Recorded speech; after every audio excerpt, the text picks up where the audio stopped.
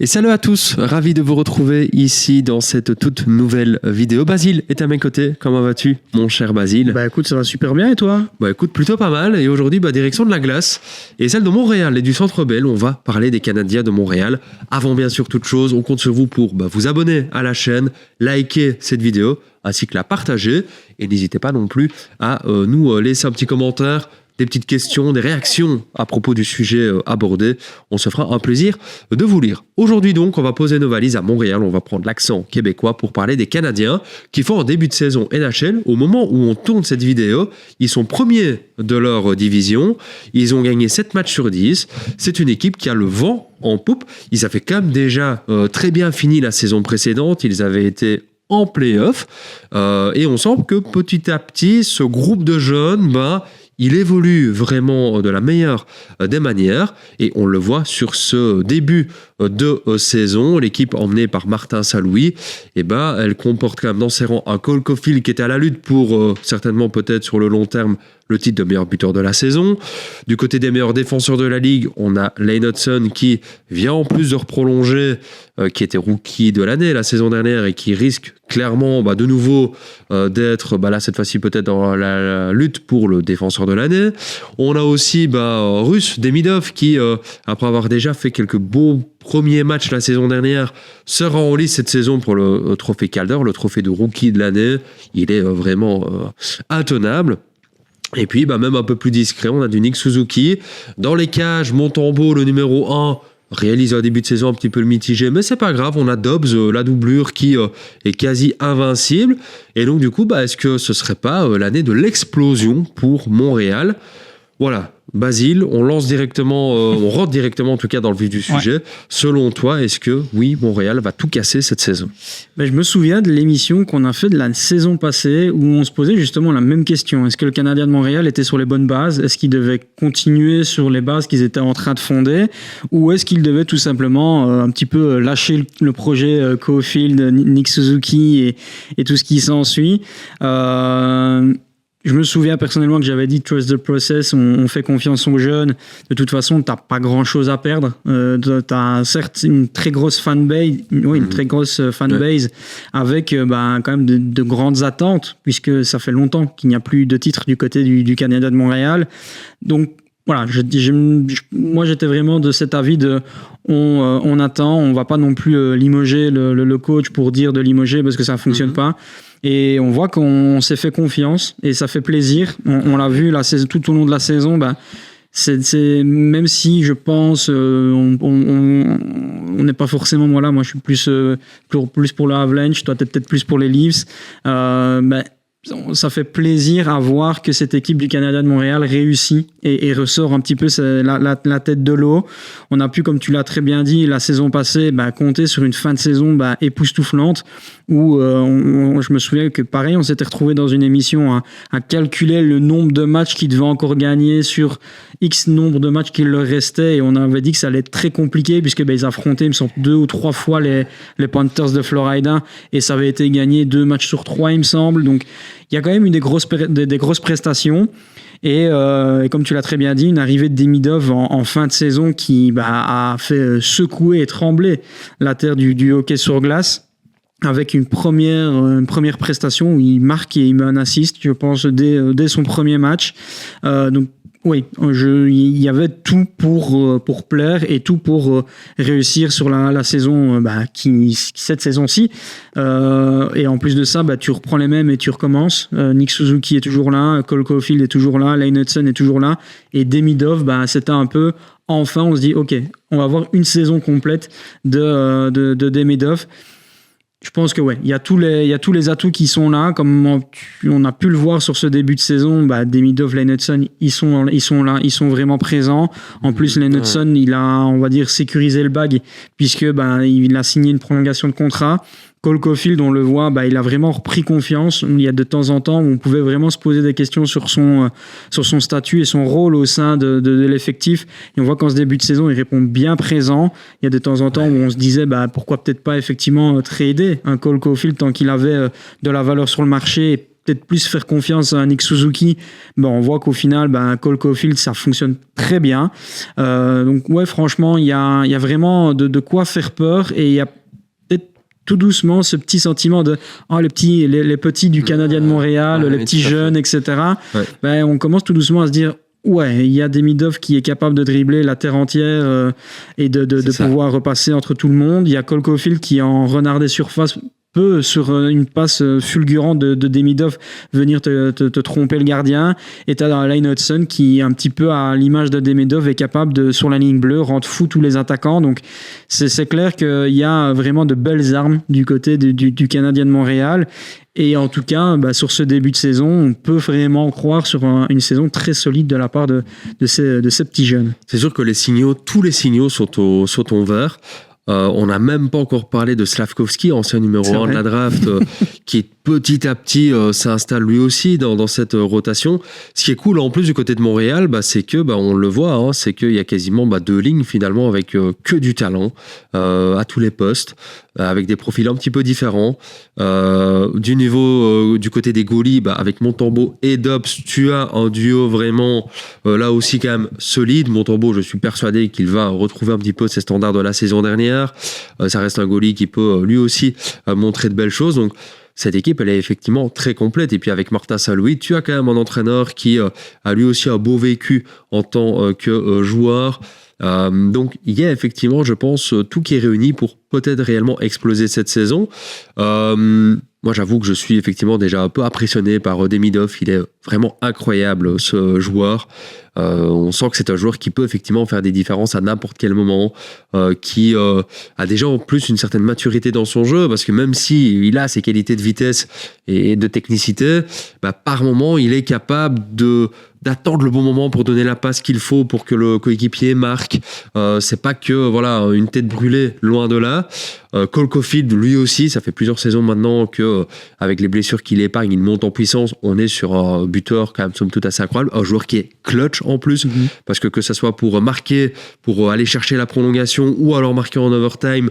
On est d'ailleurs, je crois, dans l'histoire des Canadiens sur l'un, si pas le joueur le plus prolifique en overtime de l'histoire de la franchise, je crois. En tout cas, s'inscrire parmi ne fût-ce que les meilleurs dans ce domaine-là d'une franchise comme les Canadiens, c'est pas rien. Et puis, t'as aussi avec Lane Hudson un petit peu ça me fait penser à Kel Makar, Lane Hudson, on est sur ce genre de défenseur porté vers l'avant, qui t'apporte énormément là aussi de ce côté-là de la glace, qui te crée quand même de nombreux avantages numériques, où dès qu'il est sur la glace, il va apporter ce surnombre. Donc effectivement, et c'est vrai qu'en plus, on pourrait même comparer un petit peu les Canadiens avec Colorado, avec petit à petit ce noyau dur de jeunes qui, saison après saison, monte en puissance. Colorado est allé quand même chercher un titre en 2022, pourquoi pas cette fois-ci l'année du Canadien. Alors ce qui sera important à gérer côté canadien, ça va être quand même à la fois les rivaux de division et même de conférence. Tant que maintenant, c'est vrai que sur ce début de saison, les Panthers, ils ont pas mal de blessés. On n'est pas pour le moment sur le standing de l'équipe double championne en titre, mais bon, attention, quand ça va un petit peu se réveiller, si tout le monde revient de blessure, ça risque d'être pas la même histoire. Toronto, certes, on a perdu Mitch Marner, il faut peut-être retrouver un équilibre, mais sur le papier, ça reste une équipe quand même assez intéressante.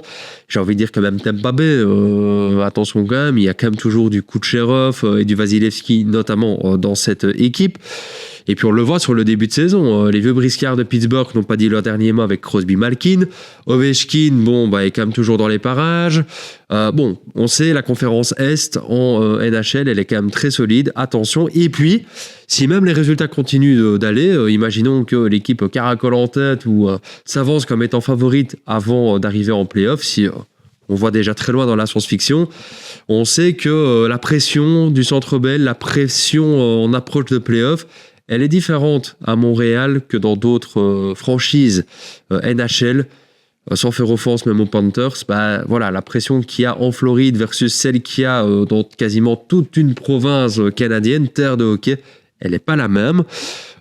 Est-ce que toi, vraiment, quand on s'avance un petit peu, certes, on est optimiste sur ce début de saison, mais est-ce que tu penses que réellement, ils pourront, sur la durée, tenir un petit peu face à la concurrence? Mais au-delà même de la concurrence, attention aussi à cette pression inhérente quand tu joues au Canadien. Il y a quand même plusieurs facteurs où on peut se dire, effectivement, il y a peut-être une possibilité que le Canadien, ce n'est pas qu'un lièvre en ce début de saison, où on connaît un très bon début de saison, et puis que ça commence un petit peu à rediminuer au niveau de l'intensité. Et puis, comme tu l'as dit, tu as des équipes comme les Leafs, tu as des équipes comme les Panthers qui sont quand même dans la même division, qui risquent sûrement d'un petit peu reprendre du poil de la bête. Maintenant, on l'a vu dans l'histoire, faire un three-peat en NHL, c'est très compliqué. Donc, on peut peut-être limite déjà un petit peu écarter les Panthers de l'équation pour cette saison. Les Maple Leafs, on l'a vu, c'est compliqué. Certes, ils sont montés en puissance, ils ont quand même confirmé saison après saison que il y a une capacité, mais ça n'arrive jamais réellement jusqu'en Coupe Stanley. Donc, il y a, j'ai envie de dire, au niveau de leur division, une petite fenêtre qui peut effectivement arriver et venir dire, regarder un petit peu tout le monde droit dans les yeux en se disant, en fait, certes, on est peut-être l'équipe la plus jeune qui peut arriver, mais c'est pas pour autant qu'on ne peut pas aller en Coupe Stanley. Maintenant, c'est clair qu'on est encore très loin des playoffs. Comme tu l'as très bien dit, en playoff, en plus de ça, tu as la pression du Centre Bell, je pense, pour les adversaires, mais ce sera aussi, je pense, pour les joueurs du Canadien de Montréal. Il faut quand même rappeler qu'ils sont très jeunes. C'est peut-être pour certains leur première... je prends l'exemple d'Ademedov, ce sera vraiment sa première vraie campagne de playoff avec le Canadien de Montréal. Je pense qu'il faut peut-être pas non plus se sentir ultra optimiste en venant dire qu'ils seront en finale cette saison. Maintenant, je pense que oui, continuer dans cette progression, continuer dans cette recherche à ne pas brûler les étapes. Je pense qu'ils ont vraiment bien travaillé là-dessus en faisant confiance à Allen Hudson, en faisant confiance à Nick Suzuki, en faisant confiance à Cole Caulfield. Ils vont devoir faire confiance maintenant aussi à Demidov, à vraiment laisser ces gars-là jouer, laisser-les s'amuser sur la glace. On le voit, c'est vraiment limite un groupe de potes qui jouent entre eux. Comme tu l'as très bien dit, Demidov, il sait attendre le bon moment pour aller chercher Cole Caulfield, comme s'il se connaissait déjà. Donc, il y a des habitudes et des choses à vraiment aller travailler durant toute une saison, aller chercher cette expérience en play-off. Si ça se trouve, les Panthers, comme tu l'as dit, le début de saison n'est pas fameux, mais je suis persuadé qu'effectivement, en cours de saison, ça peut remonter, ça va remonter. Une fois arrivé en play-off, si tu tombes ne fût-ce que, contre Tampa Bay, contre les Panthers, contre les Maple Leafs, prends ces matchs-là comme des matchs d'expérience. Si tu arrives à gagner un tour, c'est que du bénéf. Et puis, de bénéf en bénéf, tu risques peut-être effectivement d'arriver jusqu'en Coupe Stanley, mais moi je suis vraiment pour c'est clair qu'il y a un début de quelque chose, il y a un début de flamme, mais c'est pas pour autant qu'il faut cramer le projet. Et je pense qu'il faut y aller tout doucement, laisser le temps au temps, et le temps fait bien les choses en général. Donc c'est clair que pour moi, cette équipe du Canadien de Montréal, elle est prometteuse, mais il ne faut pas trop vite leur mettre la pression sur il vous reste 2 ans pour gagner, parce que là, il y a Cole Caulfield qui ne sera plus sous contrat, il va peut-être aller chercher ailleurs, un peu comme les Maple Leafs avec au final Mitch Marner, où on s'est peut-être mis un peu trop la pression à se dire il faut absolument gagner maintenant, puisqu'on a du Nylander à son prime, on a du Auston Matthews à son prime, on a du Mitch Marner à son prime, et on a peut-être effectivement cramé les étapes un peu trop vite, et au final ça a fini en queue de poisson, et tu te retrouves avec un Mitch Marner qui se retrouve à Vegas avec une équipe qui est elle aussi compétitive pour potentiellement aller chercher un titre cette saison. Donc je pense qu'il faut donner le temps, donner confiance à ces joueurs-là. On voit que c'est prometteur. Tu as Allen Hudson qui a fini rookie de l'année. On risque d'avoir un Demidov qui risque d'être lui aussi rookie de l'année.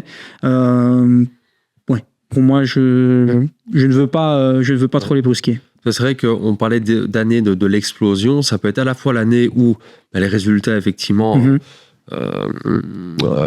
passe d'une équipe un peu moyenne à une équipe compétitive et contender, mais ça pourrait être aussi une explosion en plein vol, et ça c'est ce que je voudrais impérativement éviter, surtout qu'on connaît quand même l'environnement à Montréal, au Canada, où effectivement la pression sur ces équipes elle est différente des autres équipes américaines. Il y a tout un pays, toute une région qui est derrière souvent son équipe. Qui plus est, du côté de Montréal, on est sur la franchise la plus titrée, donc il y a aussi une pression inhérente au chandail qui est porté. Donc voilà, c'est vrai que je peux complètement te rejoindre, parce que je pense que cette équipe elle peut être partie pour, entre guillemets, exploser en termes de résultats et passer un step, mais peut-être pour plusieurs saisons. Et voilà, il y a encore pas mal de grosses équipes, certainement qu'avec l'arrivée des playoffs, imaginons que tu chopes même un premier tour, une match-up face aux Panthers. Si même les Panthers arrivent en rampant en playoffs, imaginons que tout le monde ait un petit peu la santé, avec un tripit peut-être quand même dans un coin de la tête, des Brad Marchand, des Tkachuk et compagnie, ça serait peut-être quand même être difficile, compliqué que de miser contre les Panthers. Et donc du coup, est-ce que ce serait si surprenant de voir Montréal être éliminé par une équipe comme les Panthers? Peut-être pas. Donc peut-être qu'effectivement ne pas brûler les étapes. Je pense quand même qu'effectivement cette équipe de Montréal, elle est très bien partie pour vivre une saison meilleure que la saison précédente. Le bilan, je pense, sera nettement amélioré. Je crois que c'est une équipe qui devrait somme toute se qualifier peut-être plus facilement pour les playoffs. Individuellement, là, je pense que ça peut aller chercher quand même encore quelques trophées intéressants, notamment avec des mid-off. Peut-être même aussi que Martin Saint-Louis pourrait lui aussi peut-être aller briguer un petit titre de coach de l'année. En tout cas, d'un point de vue individuel, il y a effectivement de belles choses. Et puis, collectivement, je pense que ça viendra. Et je pense qu'effectivement, ne pas brûler les étapes, ce sera surtout quand même hyper important. Voilà, je pense qu'on a quand même plutôt fait le tour sur cette équipe de Montréal. On va donc du coup effectivement suivre le Canadien avec attention. N'hésitez pas bien sûr à de nouveau dans les commentaires de nous dire ce que vous en pensez sur cette équipe de Montréal. Est-ce que vous êtes optimiste ou un petit peu plus pessimiste? Et puis voilà, si ce n'est déjà fait, on vous souhaite bien sûr de nous rejoindre, de vous abonner à la chaîne, liker la vidéo. Et on se retrouve sinon très vite pour de nouvelles émissions. Allez, salut à tous. Ciao, ciao.